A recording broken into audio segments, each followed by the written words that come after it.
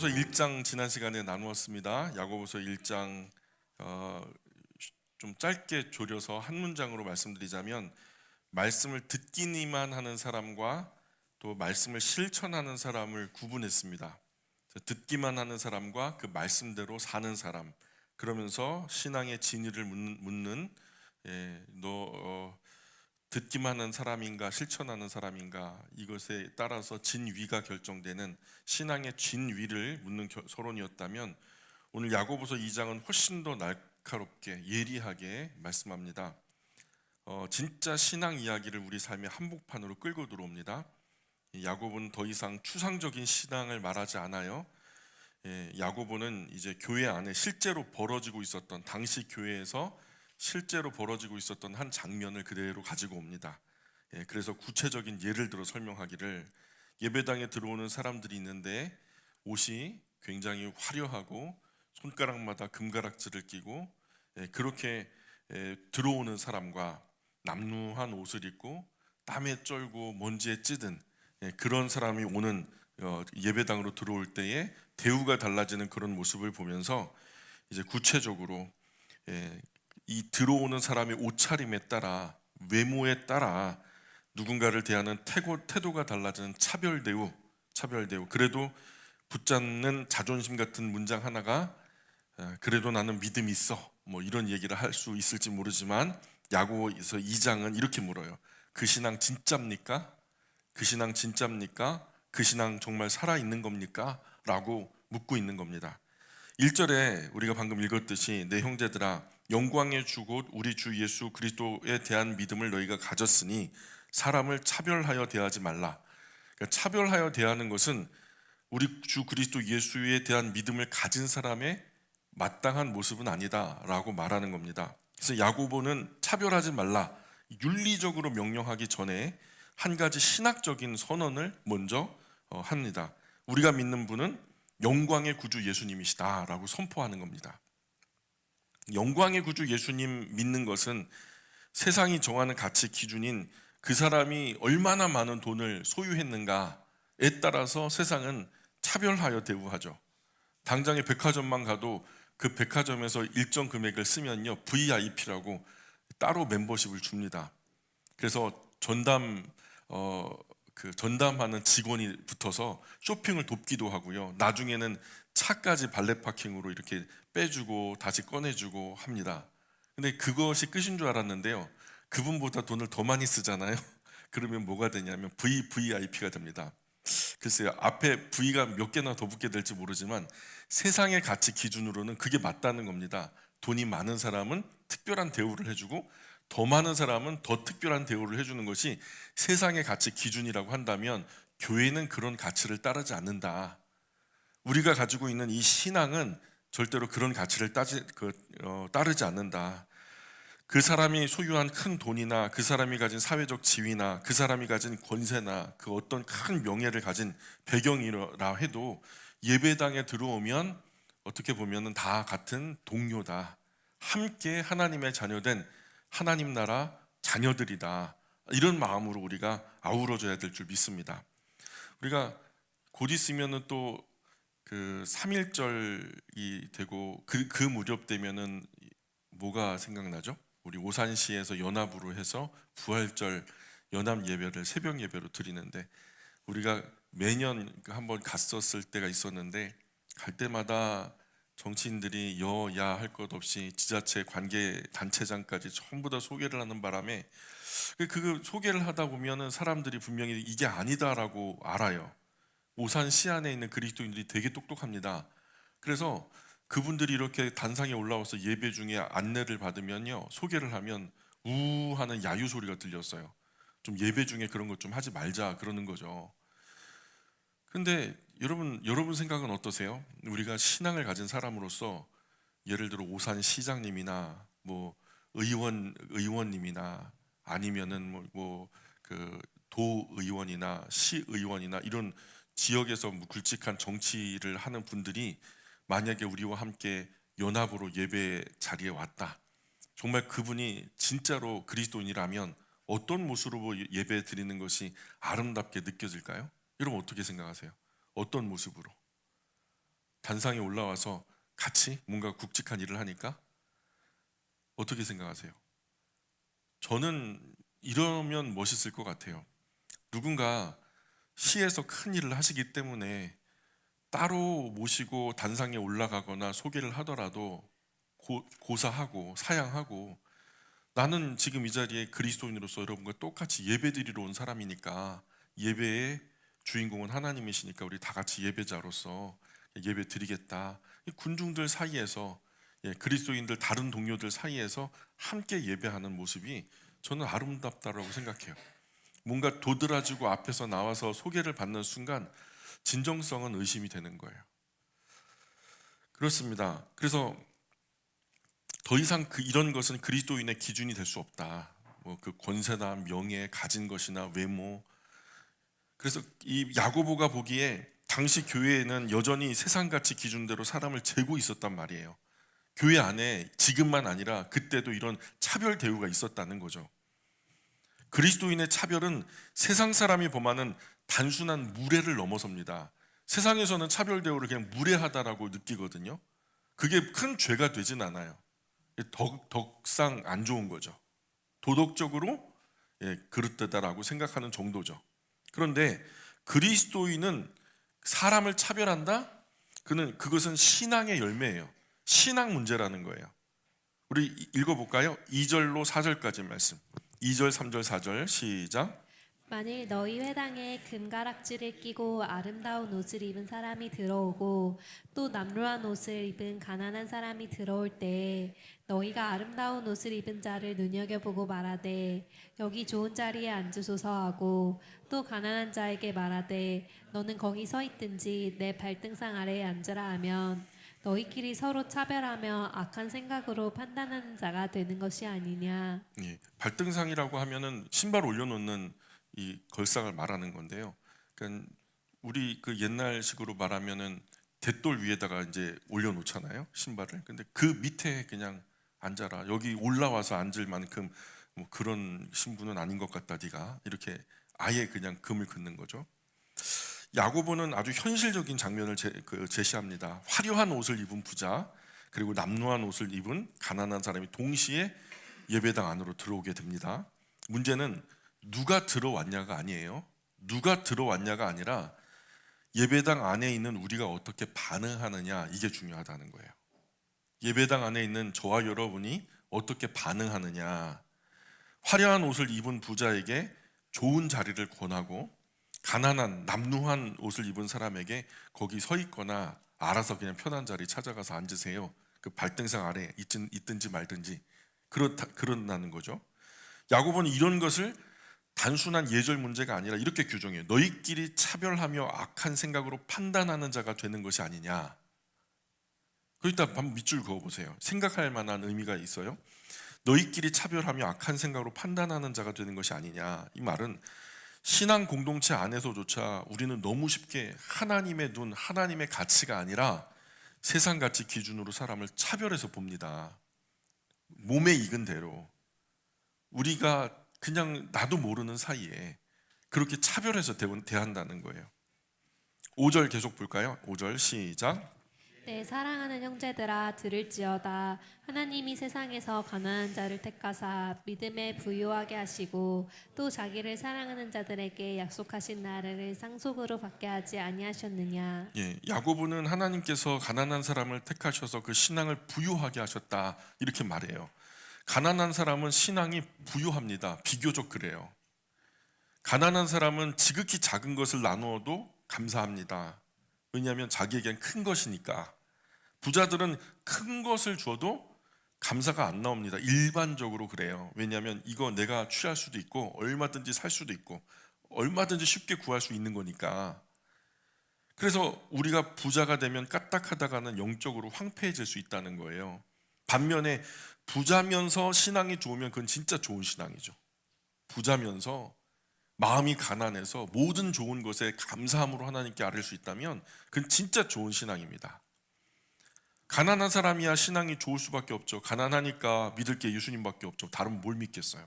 통장을 믿겠어요? 보험을 믿겠어요? 아는 유명한 지인들이나 어떤 덕망 있는 배경을 믿겠어요? 근데 부자들은요, 예수님 안 믿어도 믿을 게 많고요, 할 일도 많아요. 바빠요, 부자들은. 부자인데 아브라함 같다? 부자인데 아리마대 사람 요셉처럼 산다? 부자인데 니고데모처럼 영적으로 목마르다, 가난하다?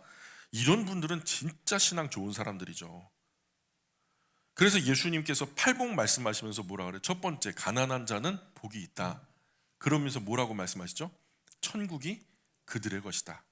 믿으십니까? 예. 부자에게는요, 너희는 세상에서 받을 것 다 받았다, 누릴 것 다 누렸다, 그럼 끝난 거예요. 너 하고 싶은 거 다 했잖아, 갖고 싶은 거 다 가졌잖아, 되고 싶은 거 다 했잖아. 그러면 할 말 없죠.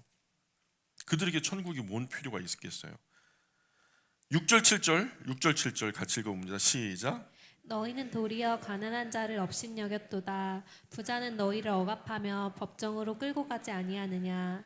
그들은 너희에게 대하여 일컫는 바 그 아름다운 이름을 비방하지 아니하느냐. 지금도 대부분의 법정은 사실 가진 사람이 이기게 되어 있습니다. 제 말인가요? 아니면 여러분도 공감하시나요? 여러분 공감하세요? 요즘에 변호사 살려면 얼마 필요한지 아세요? 예전에 뭐 500만 원 막 그랬는데 요즘에 1000만 원, 거기다가 뭐 플러스 알파. 근데 여러분 그만한 돈 있으세요? 어떤 갈등을 해결하기 위해서 돈 1000만 원 정도 뭐 마음껏 쓸 수 있는 그런 여유가 있으세요? 쉽지 않죠. 그런데 그게 한 사람의 변호사가 아니라 여러 변호인 단위 로펌에서 그냥 막 뒤에서 배경이 돼가지고 싸움을 한다면 어떻게 감당할 자신 있으세요? 내가 분명한 피해자가 되어도요, 그거 2년 3년 끌고 가면요, 그 당해낼 죄가 없습니다. 그거 쉽지 않아요. 아주 특별한 경우를 제외하고는 대부분 많이 가진 사람이 이깁니다. 그러나 가난한 사람은 부자를 법정으로 끌고 갈 수가 없어요. 가난 자체가 미덕이라는 뜻은 아니에요. 하나님은 우리가 무가치하다 여기는 사람들을 통해서 지금까지 하나님의 나라를 세워 오셨다고 말씀하세요. 여러분, 이 사사기에 나오는 사사들의 배경을 아세요? 사사들 전부 다 하나같이 그 시대에서는 사람들에게 따돌림을 당하는 아주 누추한 사람들이었어요.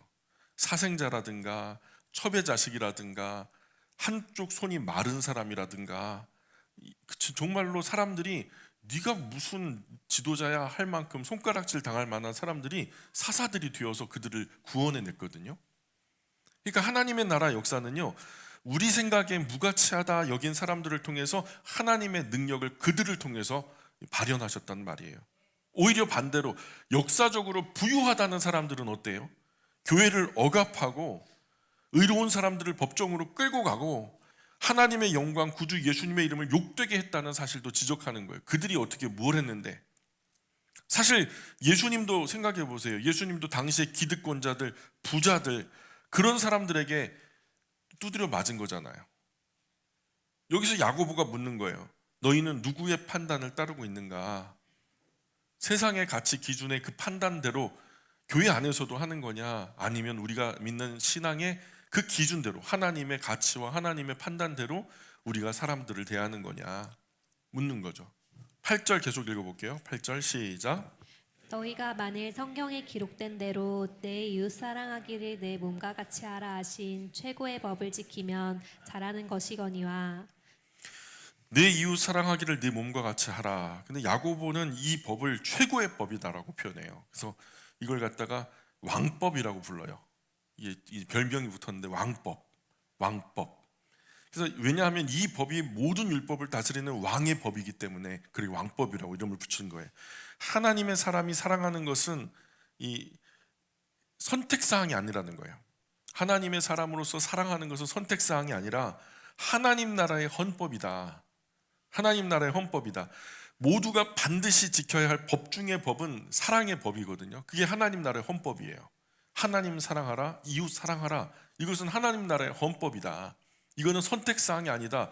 반드시 지켜야 할 하나님 나라 백성이라면, 그분의 자녀라면 반드시 지켜야 할 왕의 법이다라고 소개를 하는 거예요. 자, 계속해서 9절, 10절, 11절 읽어봅니다. 9절, 10절, 11절 시작. 만일 너희가 사람을 차별하여 대하면 죄를 짓는 것이니 율법이 너희를 범법자로 정죄하리라. 누구든지 온 율법을 지키다가 그 하나님을 원하면 모두 범한 자가 되나니 간음하지 말라 하신 이가 또한 살인하지 말라 하셨은즉 내가 비록 간음하지 아니하여도 살인하면 율법을 범한 자가 되느니라. 예, 만일 너희가 사람 차별하면 차별하여 대하면 죄 짓는 것이다 그러잖아요. 그러니까 야고보는 차별을 죄라고 분명히 선언해요. 차별은 죄다. 따라해 볼까요? 차별은 죄다. 차별은 죄다. 여러분 생활 속에서 어떤 차별이 있어요? 우리가 지금 살펴봤던 남녀의 차별도 있어요. 예, 조선시대의 사람들이 아직도 돌아다니더라고요. 남녀 차별이 있고 노소의 차별도 있어요. 애와 어른을 갈라놓고 빈부의 차별이 있죠. 또 귀천의 차별이 있어요. 직업적으로 어떤 귀한 신분의 양복 입고 넥타이 메고 하는 그런 사람들은 높이 보고 막 먼지 묻어가면서 땀 흘려가면서 하는 사람들을 굉장히 천하게 보고 막 그래요. 인종의 차별도 있죠. 종교의 차별도 있고요. 지역의 차별도 있고 나라의 차별도 있어요. 배움의 차별도 있고 외모 차별도 있고. 여러분 어떤 차별 또 있어요? 예? 무슨 차별이 있어요? 말씀해 보세요. 무슨 차별이 또 있어요? 잘생기고 못생긴 것에 대한 차별도 있죠. 다 된다 안 된다? 안 된다. 안 된다는 거예요. 안 된다는 거예요. 분명히 말씀드렸어요. 안 되는 겁니다. 차별하시면 안 돼요. 그건 죄입니다. 그리고 여기서 정말 중요한 논리를 제시합니다. 한 계명을 어기는 것은 율법 전체를 범하는 것과 같다는 거죠. 우리는 종종 이렇게 말해요. 나는 뭐 그렇게 큰 죄는 안 지었어. 사람들에 비해서 나는 뭐 나를 죄인이라고 하면 세상 모든 사람 죄인이지. 근데 맞아요. 우리가 무슨 살인을 하겠습니까? 우리가 무슨 강도짓을 하겠어요? 우리가 무슨 간음을 하겠습니까? 사람들에게 손가락질 당할 그런 죄는 안 짓는다 해도 사람 차별하는 죄는 누구나 범할 수 있는 죄입니다. 이 사람의 외모적인 조건을 보고서 어떤 사람들은 극진하게 대하고 어떤 사람들은 아주 우습게 대하고 이런 범죄는 누구든 범할 수 있는 겁니다. 저도 범할 수 있고 여러분도 범할 수 있는 죄예요. 그러나 성경이 설명하는 율법은 시험 문제가 아니라는 거예요. 관계 문제죠. 하나님과 우리의 관계. 그래서 한 계명을 무너뜨리는 것은 점수 조금 깎이는 게 아니에요. 100점 맞을 수 있었는데 95점 맞는 그런 얘기가 아닌 거예요. 그 하나가 깨어짐으로 인해서 다른 모든 것들이 무너져 내림으로 하나님과 우리의 관계가 소원해진다는 거예요. 이렇게 우리가 사람 차별하는 행동은 하나님과 우리 관계를 가볍게 여기는 잘못된 행동이라고 성경은 가르치는 거죠. 12절 13절 계속 읽어봅니다. 12절 13절 시작. 너희는 자유의 율법대로 심판받을 자처럼 말도 하고 행하기도 하라. 긍휼을 행하지 아니하는 자에게는 긍휼 없는 심판이 있으리라. 긍휼은 심판을 이기고 자랑하느니라. 예, 야고보서에는 7가지 진짜 신앙의 얼굴이 나오거든요. 신앙 생활을 하는 사람, 진짜 신앙인이라면 살면서 이런 7가지의 신앙의 얼굴이 드러날 수밖에 없다라는 이야기를 야고보서 전체에서 하고 있는데 그 중에서도 최고로 아름다운 신앙의 얼굴이요. 7번째인 긍휼과 사랑이 있는 신앙이에요. 긍휼과 사랑이 있는 신앙. 가난한 사람, 어려운 사람, 힘든 사람이 있는데도 불구하고 전혀 그런 가난한 사람, 힘든 사람, 어려운 사람, 배고픈 사람 이런 사람들을 도와주지도 않으면서 야야 오늘 영하 10도란다. 왜 이렇게 춥게 입고 나와서 좀 따뜻하게 입고 다녀라. 배고파 죽을 것 같은 사람이 이제 예배당 앞에 왔는데 아이고 좀 뭐 좀 드시고 다니시지. 그리고선 나중에 갈 때 안녕히 가세요 그런단 말이죠. 안녕하겠어요? 배고파 죽겠는데? 이렇게 말하는 것은 이런 신앙은 거짓 신앙, 가짜 신앙이라는 거예요. 그런 말조차도 하지 말든지. 야고보는 자유의 율법대로 말하고 행동하라고 권면해요. 그리고 마지막에 강력한 선언을 합니다. 긍휼은 심판을 이기고 결국 자랑하게 된다 이렇게 말해요. 그래서 긍휼 없는 신앙은 정통일 수는 있어도 복음적이지는 않다. 그래서 야고보서 2장에 우리 그리스도인은 첫 번째로 차별 대우하면 안 되고, 자 차별 대우하면 안 되고 두 번째 긍휼히 여겨야 한다. 아멘. 긍휼히 여겨야 한다. 14절 계속 읽어볼게요. 14절 시작. 내 형제들아 만일 사람이 믿음이 있노라 하고 행함이 없으면 무슨 유익이 있으리요. 그 믿음이 능히 자기를 구원하겠느냐. 예, 이 구절이 야고보의 핵심 질문이에요. 야고보의 핵심 질문. 나는 신앙이 있다 하면서 신앙적인 행동이 없다면 그게 무슨 신앙이냐라고 묻는 거예요. 야고보는 믿음이 있냐 없냐 이거 묻지 않아요. 당신 믿음이 있어 없어 그거 묻지 않고요. 그는 그 믿음이 자기를 구원할 수 있는 진짜 신앙인가 가짜 신앙인가 그거 묻는 거예요. 너 신앙 있다고 하는데 그 신앙이 진짜 신앙인가 가짜 신앙인가? 행동하지 않는 신앙은 죽은 신앙이다, 가짜 신앙이다 이렇게 말하기 때문에 자기를 구원하지 못한다는 거예요. 그 가짜 신앙은, 거짓 신앙은 자기를 구원하지 못한다. 자, 15, 16, 17절 계속 읽습니다. 15, 16, 17절 시작. 만일 형제나 자매가 헐벗고 일용할 양식이 없는데 너희 중에 누구든지 그에게 이르되 평안히 가라, 덥게 하라, 배부르게 하라 하며 그 몸에 쓸 것을 주지 아니하면 무슨 유익이 있으리요. 이와 같이 행함이 없는 믿음은 그 자체가 죽은 것이라. 예, 먹을 것이 아무것도 없습니다. 그래서 배가 고파 죽을 것만 같아요. 제가 그렇다는 얘기가 아니고 예를 들어서 그렇다는 겁니다. 자, 그런데 그런 형제에게 평안히 가세요, 빠이빠이 그러면요 인사는 친절하게 해요. 웃으면서 생글생글. 그렇게 가서 어떻게 평안하겠습니까? 실제적으로 아무런 도움 주지 않는 신앙, 야고보는 그것을 신앙이라고 부르지 않아요. 행함 없는 신앙은 미완성 신앙이 아니라 죽은 신앙이다, 가짜 신앙이다라고 말하는 거예요. 행함은 사랑의 실천, 긍휼의 실천이라는 거죠. 나타나지 않을 수가 없다는 거예요. 사랑과 긍휼의 실천이 없는 신앙은 자체가 죽은 신앙이라고 말씀하는 거예요. 그래서 우리 교회와 그리스도인은 주변에 가난한 사람이 있으면은 이거 내 책임이다 이런 의식을 늘 가지고 살아야 돼요. 주변에 배고픈 사람이 있으면 내 책임이다 이런 사랑에 빚진 부채 의식을 가지고 살아가야 된다는 거예요. 경주에 가면 경주 최씨 종갓집이 있습니다. 많이 들으셨을 거예요. 그곳에 보면은 최부자라는 사람이 살았대요. 근데 그분이 유지가, 돌아가시면서 이 자손들에게 남긴 유지가 뭐냐면 동서남북 사방 200리에 굶는 사람이 있으면 우리 집안의 수치다 이렇게 가르쳤대요. 동서남북 사방 200리, 10리가 4km인가요? 100리가 40km예요. 200리면은 80km잖아요. 그럼 동서남북이니까 이 끝에서 저 끝까지는 160km. 그 종갓집이 있는 그 집을 중심으로 160km 원 안에서 배가 고파서 굶주리는 이웃이 있다면 그것은 자기 집안의 수치라는 거예요. 그래서 자기 집 그 대문 앞에다가 큰 곡식 쌀통을 바깥에 놓고 구율미라고 그래갖고 누구든지 배고프면 와가지고 퍼서 가져가라고 그렇게 구휼을 했다는 거예요.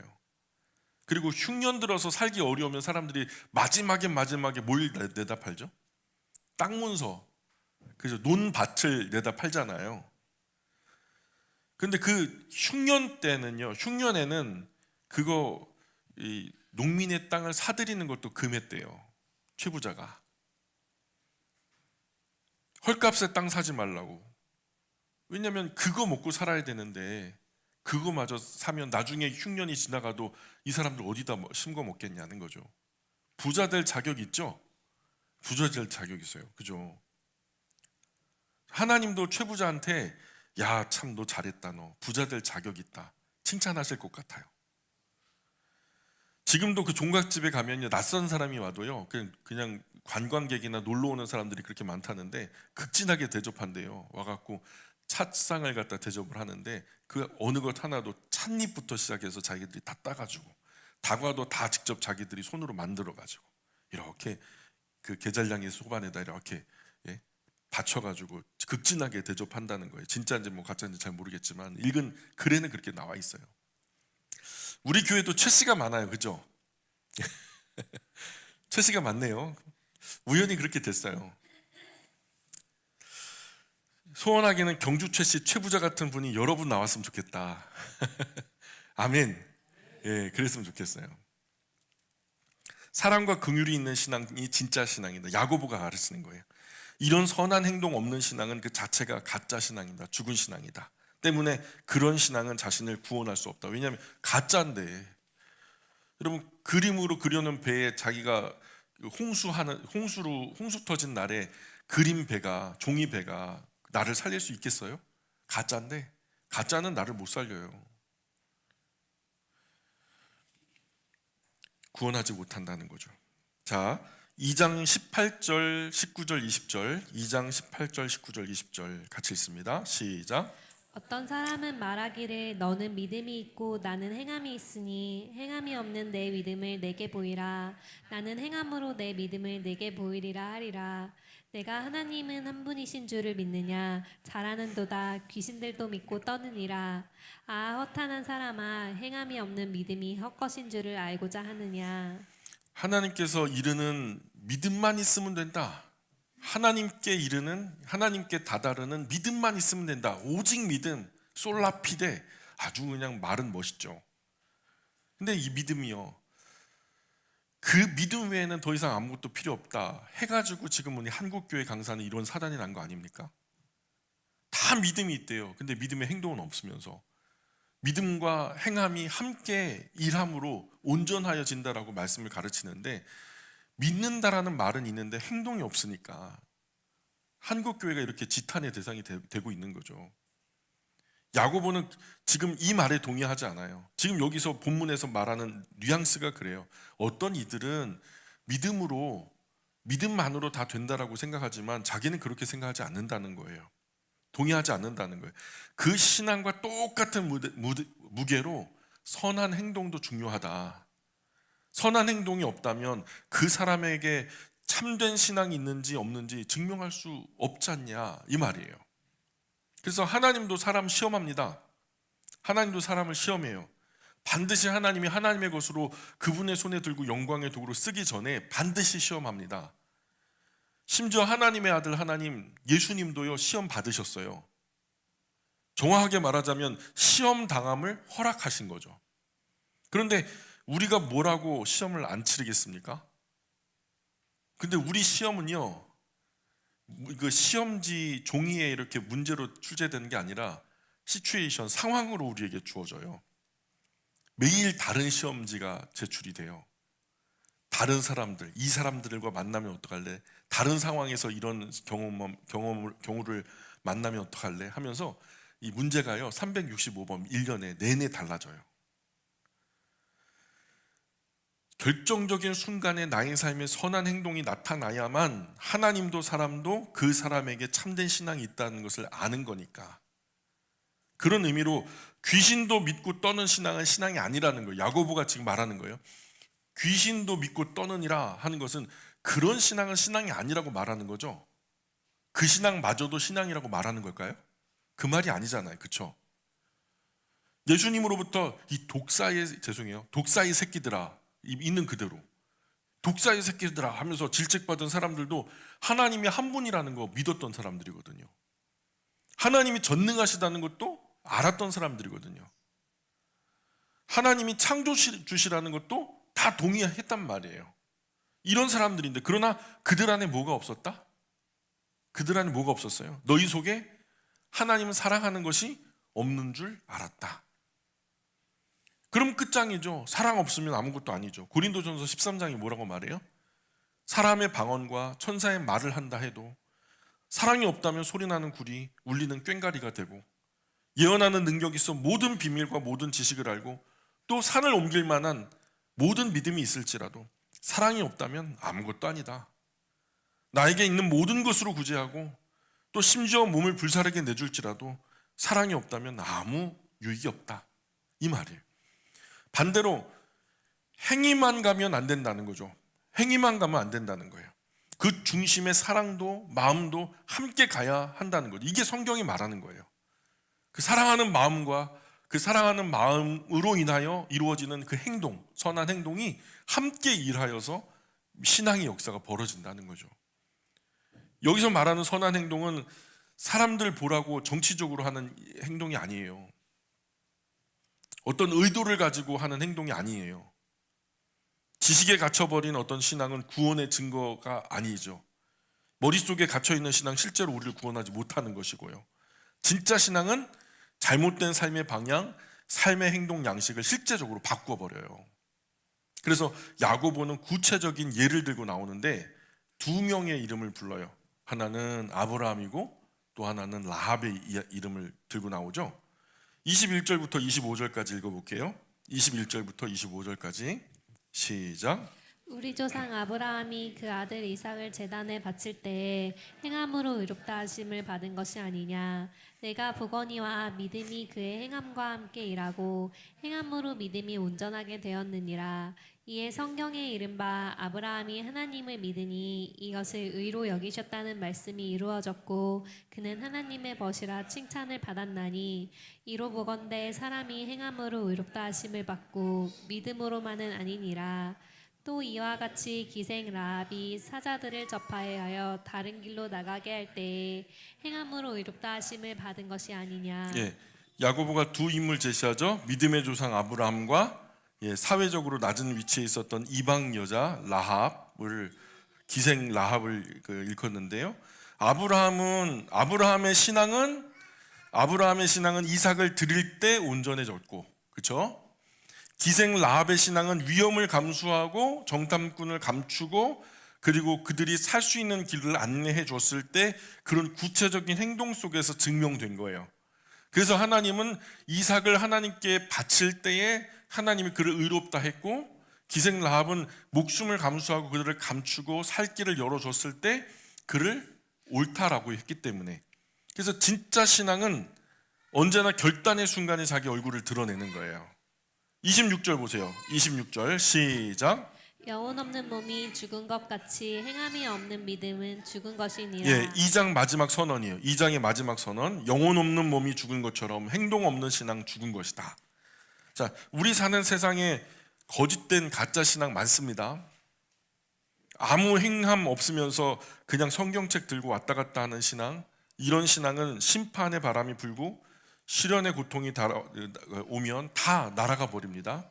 네로 황제 때 박해를 받는 수많은 그리스도인 중에서도 나 믿는다고 했던 사람들이 추풍 낙엽처럼 다 떨어져 나갔습니다.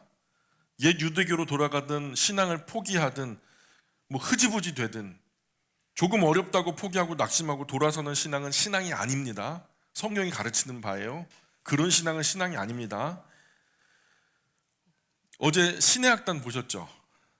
뭐 따로 보신 분들도 계시고, 저도 휴가 갔다가 아이들과 함께 봤는데, 근데 어떤 부분이 감동적이던가요? 목숨을 포기하면서 끝까지 그 신앙을 선택할 때 감동이 됐거든요. 목숨을 주고도 그 신앙을 바꾸지 않겠다는 거죠. 그런 그리스도인의 신앙을 지키는 모습은 참 감동이 됩니다. 근데 그게 사람에게만 감동이 되는 게 아니에요. 분명 하나님께도 큰 감동이 되신단 말이죠. 그래서 하나님 나라 순교자는요, 하나님의 큰 칭찬과 높은 영광을 얻어요. 요한계시록에 보면요, 그들을 특별 대우하는 것을 봐요. 한때 대통령이 장로님이셨어요. 여러분이 그랬지만은. 근데 우스운 일이 벌어졌어요. 갑자기요, 고위공직자들이요 전부 다 그리스도인이 된 거예요. 그분 다니는 예배당에 같이 가서 예배를 드리면서 대통령님도 이 교회 다니셨습니까? 저도 이 교회에 다녔는데, 대통령 되고서 그 다음 주부터 다녔으면서. 근데요, 대통령 자리에서 내려오니까 그 교회 다 나오더라고요. 그런 신앙은 신앙이 아닙니다. 가짜 신앙, 거짓 신앙. 전부 다 예수님 이용해서 뭘 얻어보겠다고 하는 사람들이죠. 그래서 TV에 나오는 정치인의 종교 활동은 신뢰하지 못합니다. 예배당 가면 기도하고, 절에 가면 합장하고, 로마 카톨릭 가면은 교황 발에 입 맞추고, 진짜 신앙 아니죠. 참 신앙은 그런 게 아닙니다. 진리에 있어서는 이중성을 가질 수가 없어요. 진리는요, 하나의 행동밖에는 답이 없어요. 바른 신앙 가지고 말 조심하고 정리하는 거예요.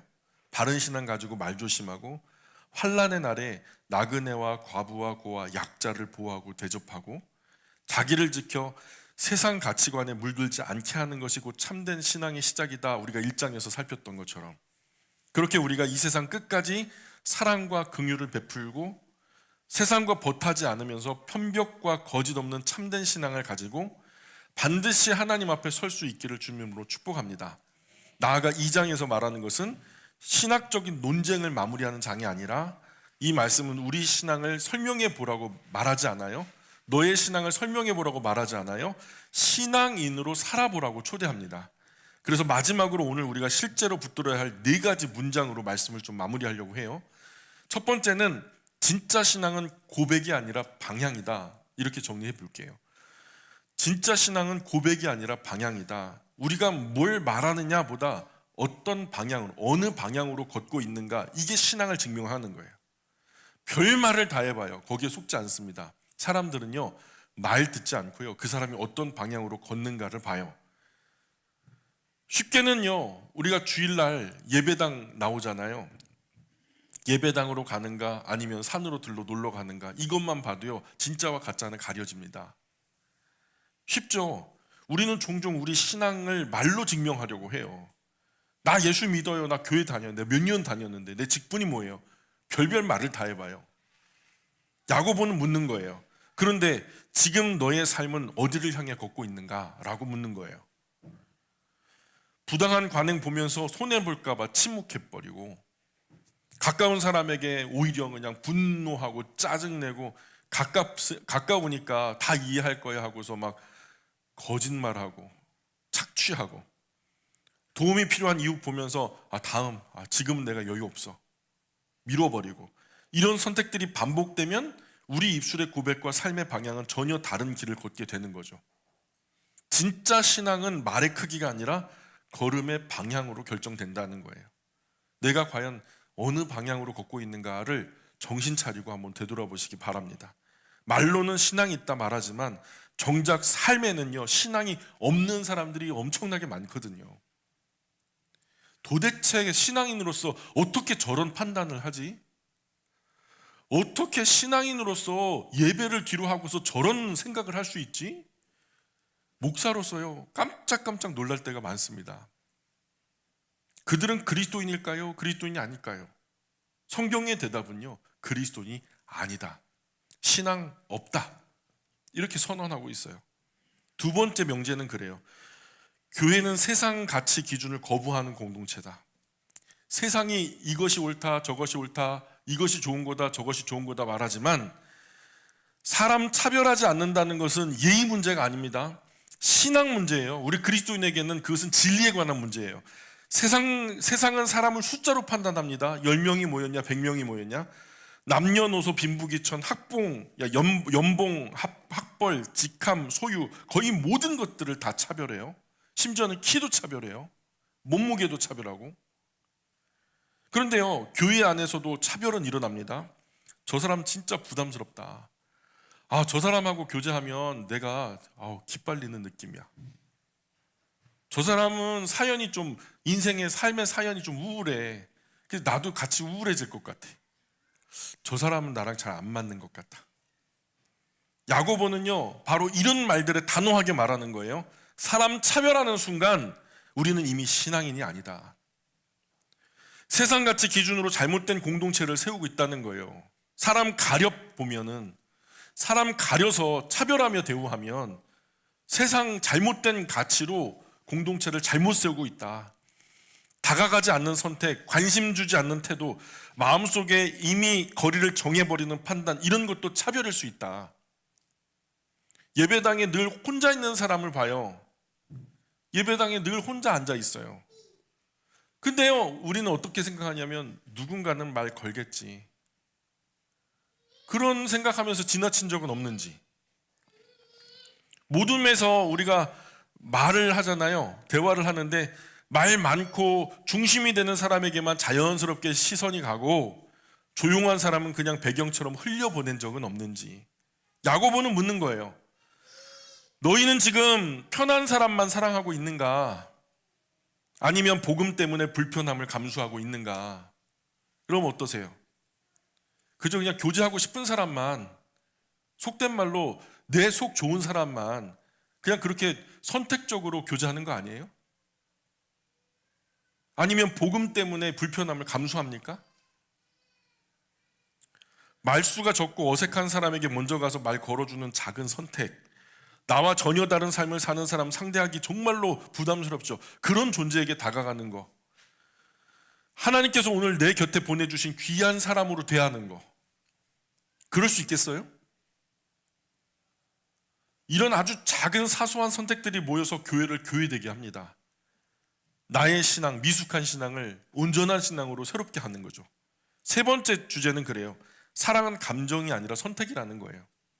사랑 느끼는 것이 아니라 행동하는 것이라고 성경은 우리에게 가르쳐줘요. 세상은요, 사랑이 어떻게 내 마음대로 돼, 뭐 그러면서 사랑은 느끼는 거라고 생각하지만 성경이 말하는 사랑은 그런 게 아니에요. 목사님 마음이 안 가요. 목사님 억지로 되는 거 아니잖아요. 잘 안 됩니다. 그럴 수 있어요. 그러나 성경은 사랑을 감정으로 정의하지 않습니다. 사랑은 언제나 의지적인 결단이래요. 그 결단에 따른 행동으로 설명하고 있어요. 어색하지만 먼저 다가가서 손을 내미는 것, 의지적인 거죠. 내 입장 변명하기보다 상대편 말을 끝까지 들어주는 배려. 나도 말하고 싶죠. 그런데 상대방이 뭔가 일주일 동안 목이 말랐던 사람이야. 대화가 고프고 관계가 고픈 사람이야. 그럼 내 말을 좀 줄여주는 배려. 나를 힘들게 하는 사람 위해서 기도하는 그 자리에 그 사람의 이름을 불러주는 거, 그거 내가 느껴서 하는 게 아니에요. 선택해서, 의지로 선택해서 하는 일이지. 이런 선택은 감정이 좋아서 하는 것이 아닙니다. 신앙 때문에 하는 일이지. 야고보는 바로 이 지점에서 신앙이 살아있다라고 말하는 거예요. 이 지점에서 신앙이 살아있다. 진짜 신앙이다. 살아있는 신앙이다. 마지막으로 네 번째로, 오늘 나의 신앙은 누구를 살리고 있는가 되묻기 바랍니다. 나의 신앙은. 야고보서 2장 마지막 질문 이거예요. 너의 믿음은 지금 누군가에게 생명이 되고 있는가? 지난 한 주 떠올려 보세요.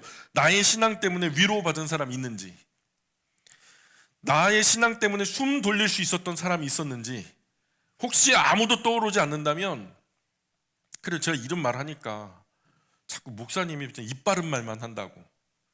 그래요, 나 신앙 없어요. 나 가짜요, 그래요. 어쩌라고. 찐따 놓지 마시고 해보자는 거예요. 가만히 생각해 보면 사실 신앙이 없어서 그러는 것이 아닐 수도 있다는 생각을 해요. 왜냐하면 저도 여러분과 같은 입장이니까. 우리 신앙이 아직 움직이지 않았기 때문일 수도 있겠다. 우리 신앙이 아직 움직이지 않았기 때문일 수도 있겠다. 그러니 이 말씀 듣고 우리는 어떻게 하면 돼요? 움직이면 되는 거예요. 머리를 위아래로 이렇게 졸면서 움직이는 게 아니고. 결론적으로 말씀드립니다. 하나님은 완벽한 사람 찾지 않아요. 행동하는 신앙, 움직이는 신앙, 살아있는 신앙.